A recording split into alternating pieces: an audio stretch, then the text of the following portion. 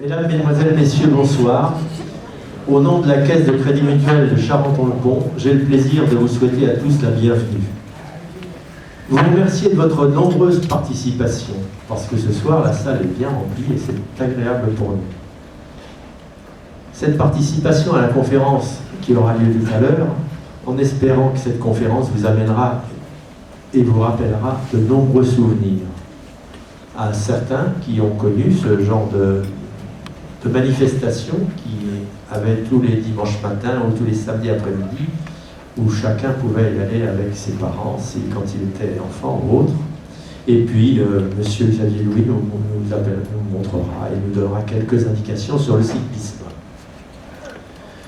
Nous devions avoir le maire auprès de nous, mais il n'est pas encore arrivé. Mais nous avons pour le moment Monsieur Blanchard, maire adjoint délégué au sport, et Madame Comaïda, maire adjoint aussi. Et quelques conseillers, et Monsieur, j'ai oublié son nom, qui est juste derrière Georges, Monsieur Gambier, qui est maire adjoint aussi, et quelques conseillers municipaux. Notre directeur général des caisses de crédit mutuel d'Île-de-France, M. Daniel Ball, est assis à ma droite, qui a accepté de présider cette soirée. Vous avez comme interlocuteur conférencier, ce sera M. Xavier Louis, qui est ancien directeur, qui est à la droite de M. Ball, qui est un ancien directeur du Tour de France, donc. Nous avons Mme Krolikzak, la directrice de la Caisse de Charenton, à qui nous devons l'initiative de cette conférence. Et on peut l'en remercier parce que c'est vraiment quelqu'un qui fait énormément pour la Caisse de Charenton.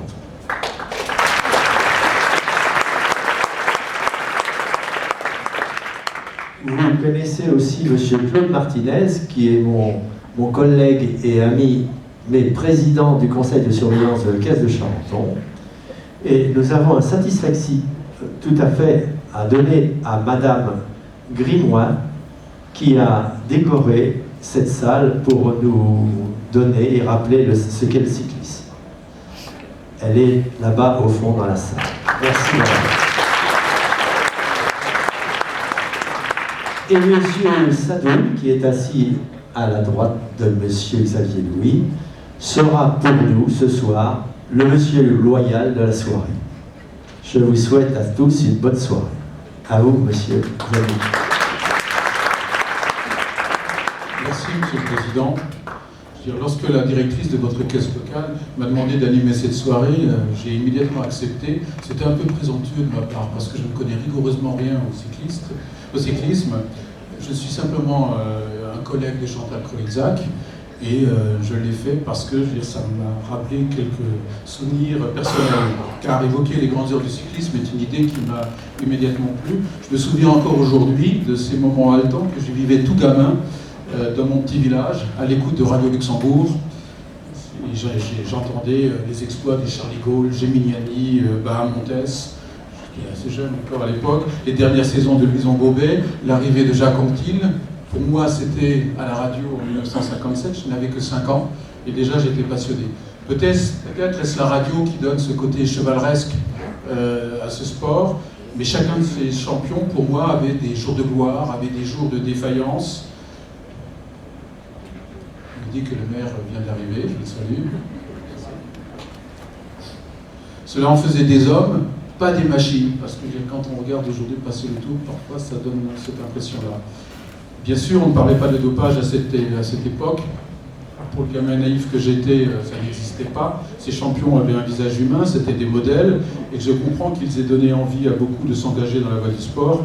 Moi, je me suis contenté de suivre le Tour à chaque fois que je le peux, encore aujourd'hui, à la radio ou dans la presse, plus rarement à la télévision, mais d'autres à la tribune, ils sont allés beaucoup plus loin, se sont engagés beaucoup plus avant. C'est l'un de ces ex-jeunes admirateurs que nous recevons ce soir, Xavier Louis. Sa vie est fortement marquée par le cyclisme. Après 12 années passées dans le sein des saints, dont 2 à la tête du prestigieux Tour de France, il a vécu ce qu'on peut appeler la grande dégringolade du vélo professionnel. Ça donne déjà un peu le ton, c'est peut-être un peu audacieux. Et il va nous en parler ce soir. Et puisque nous sommes à Charenton, nous évoquerons aussi le destin de la Cipale, votre vélodrome qui eut ses heures de gloire, notamment lorsqu'il accueillit pendant quelques années les arrivées du Tour de France. Mais auparavant, faisons nos plus amples connaissances avec notre invité. Xavier, lui, comment est tombé dans le vélo? Ben, je suis tombé par accident parce que je ne suis pas tombé dedans quand j'étais petit. J'ai eu une vision extraordinaire en 1953 à Luchon. J'ai vu une arrivée du Tour de France un 14 juillet. Il y a le dénommé Robic qui a gagné l'étape. Je le vois encore, c'est un de mes plus vieux souvenirs d'homme. Et puis Louison Bobet qui a pris le maillot jaune. Alors j'avais vécu toutes les journées qui ont précédé avec la fille de la boulangère qui avait été désignée, qui avait été élue pour être Miss, qui allait remettre le bouquet. Et donc ça a été de ce jour-là, c'est vrai que j'ai fait partie de ceux qui étaient passionnés par le Tour de France, donc probablement beaucoup d'entre vous, c'est-à-dire que c'est les parents qui nous y ont emmenés, c'est le phénomène populaire et familial du Tour qui est très très fort. Comment je suis venu alors après au Tour de France? Pour tout vous dire, à cette même époque, j'avais deux rêves. Un, c'était effectivement en écoutant Radio Luxembourg, je voulais simplement suivre une étape du Tour dans la voiture du directeur de la course. Alors j'ai été 250 fois exaucé.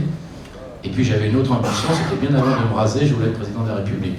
Parce que, je vais dire pourquoi, parce que vous allez dire, il est complètement fêlé. C'est que simplement, pour la même raison, c'est toujours Luchon. C'est que la maison d'à côté, c'était celle de Vincent Auriol, on m'a dit, il est président de la République. J'ai dit, voilà, moi je vais être aussi président de la République. Et c'est vrai, non. Maintenant je veux dire, comment je suis arrivé au Tour de France, c'est quand même amusant, parce que mon premier job, c'était au cabinet du Premier ministre, qui s'appelait Jacques Chaban-Delmas. J'ai eu la chance de faire partie de ce cabinet, après mes études de Sciences Po et de sciences économiques, et j'étais très loin de m'imaginer, je me retrouvais au Tour de France, j'étais plus près à ce moment-là de penser, non pas que je serais président de la République, mais je ferais une belle carrière politique, comme mes amis de l'époque, les deux Véligian, Longuet, etc. Et c'est en travaillant à la sécurité routière pendant 5 ans, où je me suis occupé aussi de la sécurité des deux roues, où j'ai d'ailleurs, Daniel, vous n'étiez pas encore arrivé, mais Clémence Canzaroli s'en souvient, j'étais à l'origine de la création d'une commission de sécurité au sein de la Fédération française de cyclisme. Et c'est là où j'ai été repéré par Félix Lévitan, et qui assez rapidement m'a dit, il nous faut un successeur avec Jacques Godet, et vous êtes l'homme qu'il nous faut. Ouais, c'est des postes qu'on ne refuse pas. Donc voilà comment je me suis retrouvé en 77, directeur adjoint du Tour. C'est tout de même grisant de diriger la boucle mythique. Je vous dis, c'est des postes qu'on ne refuse pas. J'y ai vu aussi, c'était toujours dans ma ligne politique, si je peux dire. C'est-à-dire, pour moi, c'était une responsabilité comme d'être élu. J'ai été, par la suite, quand j'ai quitté le Tour de France, j'ai été aussi, comme certains d'entre vous, élu local à Sarlat, j'étais maire adjoint. Et j'ai toujours eu ce souci de servir le pays. C'est-à-dire qu'à la tête du Tour de France, et j'étais simplement directeur adjoint, j'avais le souci de servir ce qui était, au fond, pas une administration, mais une institution nationale, un patrimoine national. Et c'est toujours ce qui a guidé ma vie et ce qui explique mon passage au Tour de France pendant 12 ans. Justement, sur le Tour de France, qu'est-ce que ça fait d'être le patron du Tour et quelle est vraiment l'influence qu'on peut avoir comme patron du Tour? L'influence, elle est évidemment très forte, surtout quand on en est le patron, sachant qu'on n'est jamais tout seul. Vous savez, c'est comme à tous les échelons de responsabilité, il y a toujours, même pour le président de la République, quelqu'un encore au-dessus, ou d'autres forces au-dessus. Il y a un groupe, il faut le savoir, qui organise le Tour de France, qui est propriétaire du Tour de France. Le directeur du Tour n'est pas le propriétaire du Tour, il faut faire attention à cela. C'est pas notre chose, mais on a des décisions importantes à prendre pour faire en sorte justement qu'on valorise ce patrimoine. Un petit peu comme vous prenez une municipalité, on vous confie un patrimoine qui est d'abord le nom de la municipalité, les bâtiments, la voirie, la vie des gens qui y vivent, et on doit valoriser cela et le rendre en meilleur état qu'on peut la trouver. Et le rôle des dirigeants du Tour, de l'ensemble de l'équipe qui dirige le Tour, c'est de valoriser l'épreuve, et on aura l'occasion d'en parler tout à l'heure. Je crois qu'il y a eu beaucoup de choses de fait, même si on peut être inquiet aujourd'hui sur l'avenir effectivement du Tour. Puis il y a eu l'affaire Delgado, le grand choc, qu'est-ce qu'on peut en dire aujourd'hui? C'est pas mon meilleur souvenir, effectivement. J'explique pour ceux qui sont moins familiers. Vous n'hésiterez pas à poser des questions parce que quand on s'adresse à un auditoire comme le vôtre, il y a, je sais, des grands connaisseurs, ils savent par cœur toute l'affaire Delgado, et puis j'imagine les gens, ça leur dit rien, même Delgado, ça leur dit pas grand-chose. Donc pardon pour ceux qui savent bien, mais je crois qu'il faut qu'on fasse passer une bonne information. Pedro Delgado, c'est un coureur espagnol qui a gagné le Tour de France 1988, le dernier que j'ai dirigé. Et ce coureur, on m'a annoncé 5 jours avant l'arrivée, on me dit le maillot jaune est positif. Contrôle antidopage positif. Donc bah, évidemment ça fait un coup parce que ma préoccupation c'était en accord avec Jean-Pierre Cocot qui était le directeur général de la société du Tour de France et aussi avec Jacques Godet qui était encore là en sage, il n'avait plus de responsabilité mais il nous accompagnait. C'est de se dire il faut éviter que avec les systèmes de contre-expertise, etc., on arrive à Paris avec un maillot jaune qu'on allait sacrer sur les Champs-Élysées et dont on savait, nous, on aurait été quelques-uns à savoir que quelques jours après, il aurait été déclaré positif, donc déclassé, et nous voulions empêcher cela. Alors, on va revenir dans le détail si ça vous intéresse. Donc évidemment, bah, ça a été une mauvaise période, c'est le cas de le dire, qui a en plus envenimé des relations qui étaient à ce moment-là excessivement tendues entre la direction du Tour de France et plus particulièrement moi-même, avec les dirigeants de l'Union cycliste internationale et on aura l'occasion de dire que tout cela malheureusement c'est plus qu'envenimé, c'est même ces derniers mois et que on vit en ce moment une grave crise pour le cyclisme et le Tour de France. Revenons à cette époque, vous avez dû quitter le Tour, pourquoi? Pour cette raison, c'est-à-dire que j'ai quitté le Tour de France. J'étais allé très loin moi, dans le conflit entre le Tour de France, dont je considérais que le Tour avait une légitimité pour peser sur l'avenir du cyclisme, sur son évolution, et nous traitions en quelque sorte d'égal à égal. Moi, je considérais que je traitais d'égal à égal avec les dirigeants internationaux, ceux de la fédération professionnelle du cyclisme, le fameux Verbruggen que certains connaissent, qui est devenu après le grand patron de l'Union cycliste internationale. Et puis il y avait à l'époque un président de l'Union cycliste internationale qui se trouvait être espagnol, ce qui évidemment compliquait les choses par rapport à l'affaire dont on vient de parler, puisque c'est un espagnol qui était en cause, qui s'appelait Luis Puig, qui est décédé.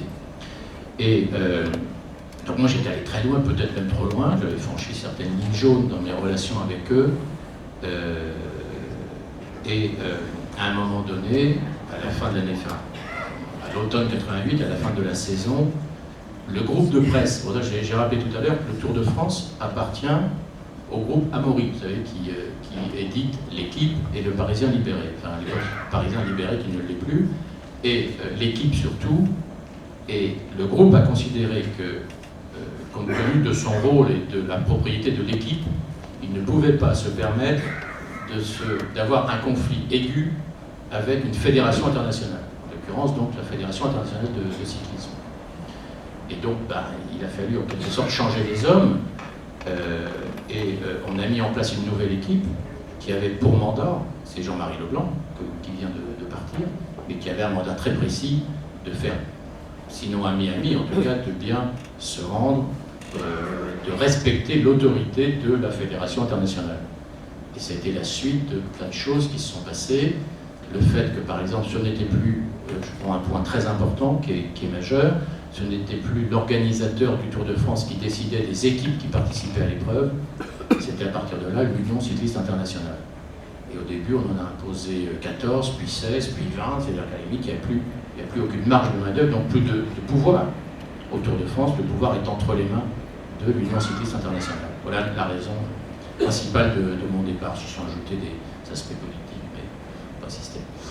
Et après le Tour, qu'avez-vous fait?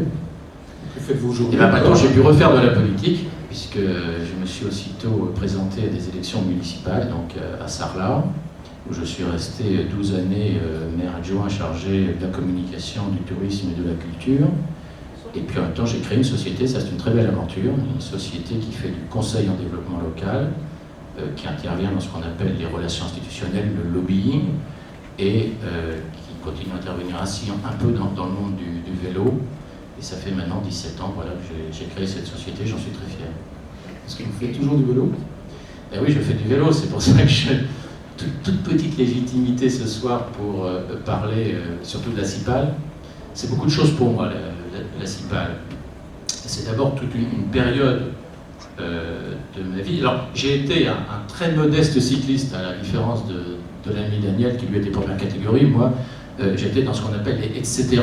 Hein, et souvent, d'ailleurs, je ne finissais pas la course parce que j'étais rattrapé sur le circuit. Donc, tu descends, dit là, tu descends. Et des fois, je n'ai pas fait beaucoup de kilomètres, malheureusement. Ça m'a permis de comprendre ce que c'était que l'ambiance d'un peloton. J'étais un coureur très très modeste, c'était un peu trop lourd, vraiment du mal. Le moindre point de chemin de fer, j'étais distancé. Et n'étant pas très bon dans les côtes, j'ai découvert un petit peu sur le tard la piste. Et là, ça allait mieux. Donc je suis très fier aujourd'hui parce que je suis toujours, à l'heure qu'il est, le recordman de l'heure de la direction du Tour de France. Comme des gens célèbres, puisque le premier directeur du Tour de France, attendez, quand je vous dirai le nombre de kilomètres, vous applaudirez peut-être moins. Mais quand même, le premier directeur du Tour de France, Henri Desgranges. Donc il y a eu Henri Desgranges, il y a eu Jacques Godet, Félix Lévitan, Xavier Louis, Jean-Marie Le Pen. Oh, vous situez, hein. Le premier directeur a été le premier recordman du monde de l'heure. C'est lui qui l'a dit. C'était 32 km 900. C'est comme ça, au Vélodrome Buffalo, on en dira un mot tout à l'heure, c'était à Neuilly. Et moi je me suis dit, je vais battre le record de l'heure de la direction du Tour. Alors je suis arrivé péniblement j'ai approché les 40, hein, j'ai fait 39 600. Et donc c'était en 1985, exactement. Ça a été chronométré très officiellement, etc. À la Cipage. Donc j'ai pas mal tourné à cette époque-là. Et puis les aléas de la vie ont fait que, un peu malheureux, ont fait qu'il y a un an, je suis revenu sur Paris, j'ai un peu fermé le livre de Sarlat, du Périgord, où étaient à la fois mes vélos de route et mon vélo de piste qui ne servait à rien là-bas. Et puis on m'a parlé du VCVP, on m'a dit mais il faut que tu prennes contact avec le vélo club des vétérans parisiens. Et puis j'ai dit tiens, je vais ramener le vélo, je voulais le donner à l'époque, et puis j'ai dit tiens, mais je vais remonter dessus, c'était une vraie thérapeutique, ça m'a fait beaucoup de bien. Merci au VCVP. Et donc j'ai beaucoup tourné, on peut en attester, cette année j'ai pas mal tourné, alors j'ai même amélioré mon corps, de nouveau, j'ai remis les compteurs à zéro, voilà. Vous êtes aussi l'auteur de 2 ouvrages, Made in Tour de France, d'abord Paris en 1983, vous étiez alors directeur adjoint de la Grande Boucle, et puis un nouveau cyclisme avec Greg, Luchot et Wang, paru en 1986. Alors j'ai pas pu trouver ce livre, épuisé. Alors j'ai pas réussi à comprendre le titre. Je suppose que Greg c'est Greg Lemon, je suppose que Luchot c'est Luchot Herrera, mais Wang, qui est-ce? Alors, ils se suivent ces 2 bouquins. En 83, Made in Tour de France, il était sous-titré La mondialisation du cyclisme. Je préconisais qu'il fallait, pour le Tour de France, le mondialiser. Et le vélo en général. Pour moi, j'ai toujours considéré que le cyclisme était à la suite du Tour de France, d'où mon conflit avec le cycliste international. Et on a réussi, et je préconisais d'ailleurs à l'époque aussi le retour aux équipes nationales. Et puis, 3 ans après, donc j'ai fait un peu le bilan de cette mondialisation, et en expliquant que le cyclisme avait profondément évolué, avec des hommes nouveaux d'ailleurs, comme M. Verbruggen, puisqu'on parlait pas mal ce soir. Et effectivement, il y avait 3 figures qui pour moi symbolisaient cette ouverture nouvelle du cyclisme. C'était l'Américain, donc Greg Lemon, qui avait gagné le Tour de l'Avenir en 82, qui avait été champion du monde en 83, qui après a gagné le Tour de France en 1986, puis par la suite, vous savez, en 89 et 90.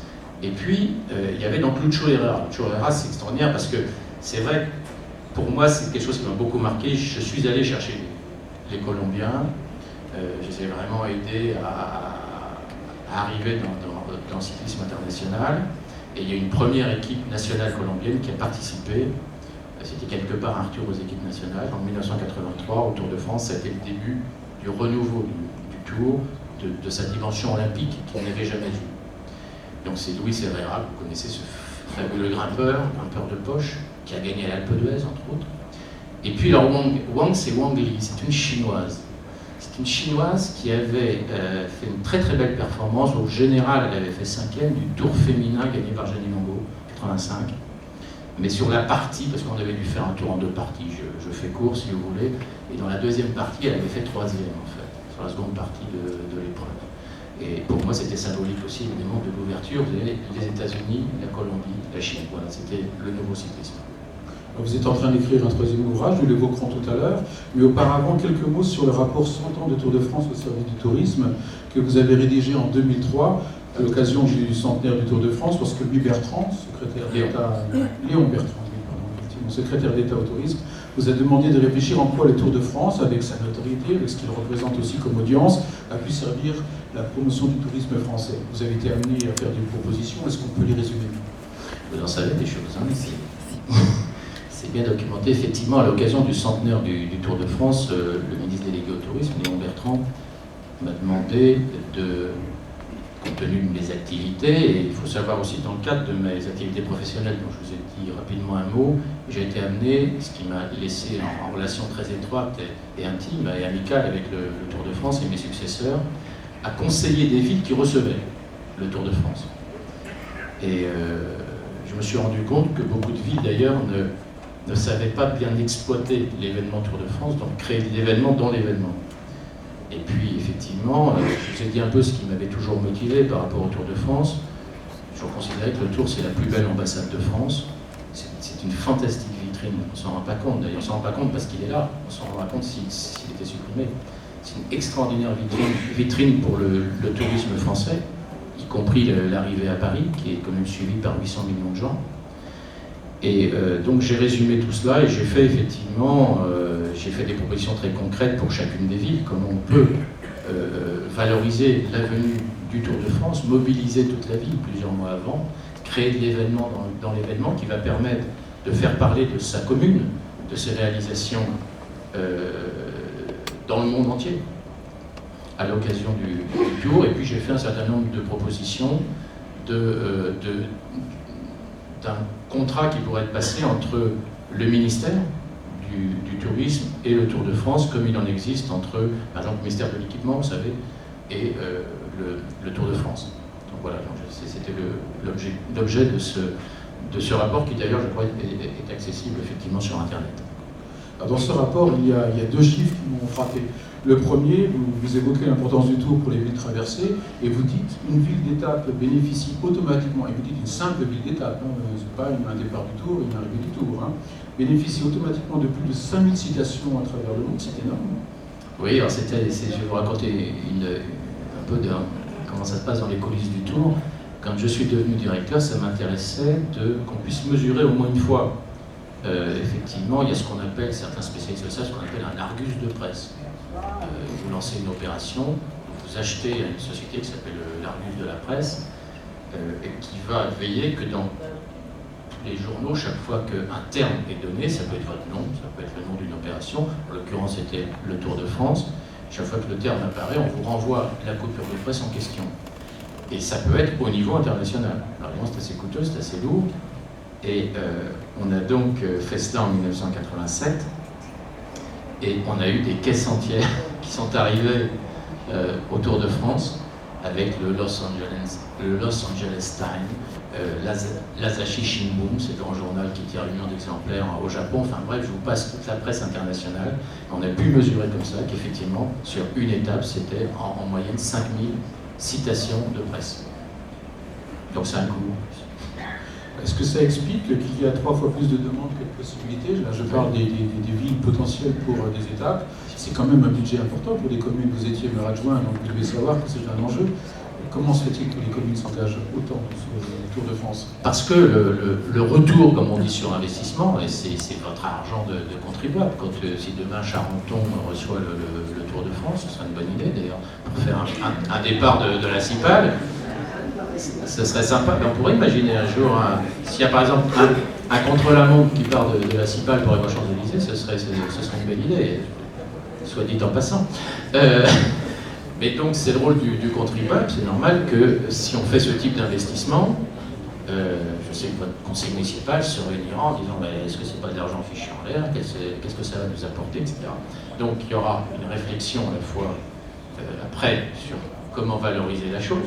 Mais déjà, il y a des retombées immédiates. Alors, pour une étape, par exemple, c'est le fait que tout le monde va se loger là, qu'en gros, il y a 4000 suiveurs dans un Tour de France. Et ben, ils dorment, ils mangent, on met de l'essence dans les voitures, ils dépensent ici et là, la pharmacie, le truc. Bon, voilà, donc, il y a déjà un retour immédiat en valeur ajoutée qui déjà couvre quasiment l'investissement. Alors, ça ne revient pas directement dans la poche des municipalités, mais ça profite à l'économie locale. Et puis il y a effectivement la notoriété. Alors Alors quand vous vous appelez l'Alpe d'Huez ou Guzeneige, vous imaginez bien que vous dépensez beaucoup d'argent pour promouvoir votre station et qu'évidemment là vous avez des retombées extraordinaires. On a fait des calculs des stations comme Morzine, comme l'Alpe d'Huez, etc., qui veulent signer chaque année parce qu'ils sont gagnants. D'autant plus que la direction du Tour de France depuis des années s'est toujours ingéniée à ne pas trop augmenter ce qui est demandé aux villes, à la différence de par exemple ce qui est demandé pour les sponsors ou ce qui est demandé en droit télévision. Donc ça reste aujourd'hui très abordable et c'est vraiment c'est un des meilleurs investissements que peut faire une commune. Vous relevez aussi que l'une des difficultés, c'est d'héberger justement les 4000 suiveurs. Toutes les communes ne peuvent pas les accueillir et parfois certains suiveurs font jusqu'à 100 km après l'étape pour trouver un hébergement. C'est ce qui interdisait certaines étapes. Pendant des années, alors ça s'est amélioré depuis le parc hôtelier. D'une part, le parc hôtelier français s'est bien amélioré, mais aussi les liaisons routières et autoroutières. C'est-à-dire que maintenant, vous avez quand même très souvent des autoroutes qui font que être à 100 km, c'est une chose, si c'est 100 km d'autoroute, c'est jouable. Si c'est 100 km comme autrefois sur des petites routes, ça devient un petit peu plus compliqué. Donc ça a ouvert plus, justement, la concurrence. En quelque sorte, il y a effectivement aujourd'hui, Jean-Marie Leblanc me le disait encore il y a quelques semaines, il me disait, tu vois, on peut encore rester optimiste parce qu'on a 4 fois plus de demandes que ce que l'on peut satisfaire. Quelles suites ont globalement été réservées à ce rapport? Vous avez été écouté? Sur le rapport, vous parlez oui, de... Oui, j'ai été écouté. J'ai pas été, malheureusement, je le regrette, mais ça ne vient pas d'ailleurs du Tour de France. Ça vient au service administratif qui sont pris par d'autres préoccupations. Ils n'ont pas, à mon avis, négocié. Je vais vous donner un truc très précis que je pense, j'espère, un jour sera réalisé. Je préconisais que dans les négociations avec la télévision, au moment où ce qu'on appelle, on envoie le signal du reportage du Tour de France et qu'on l'envoie sur l'ensemble des télévisions mondiales, c'est qu'il y ait automatiquement une trentaine de secondes, un spot si vous voulez, une carte postale qui présente justement l'endroit où ça se passe. Il y a vraiment une carte postale publicitaire, pour dire des choses comme ça. Parce qu'après, dans le reportage, il y a plein de retombées, et en plus notamment le fameux logo France, Qualité France, qui a été lancé par le ministère. Voilà le genre de choses concrètes qui n'a pas encore été réalisé, mais moi je lance les idées, après chacun exécute. En 1997, un journaliste vous demandait ce que vous attendiez du gouvernement, changer dans l'intérêt du vélo. Et vous demandiez précisément au ministre des Transports de l'époque, le nouveau ministre des Transports de l'époque, qu'il favorise la circulation en bicyclette en encourageant, je vous cite, le développement des pistes cyclables et toutes les possibilités permettant de voyager dans les transports en commun avec son vélo. Est-ce que vous avez été écouté?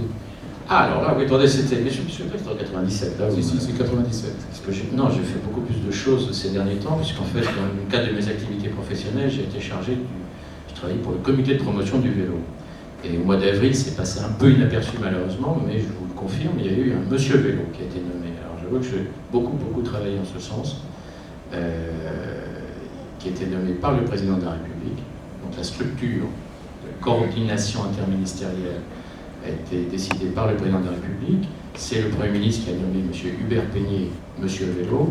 Son objectif, c'est de faire qu'on circule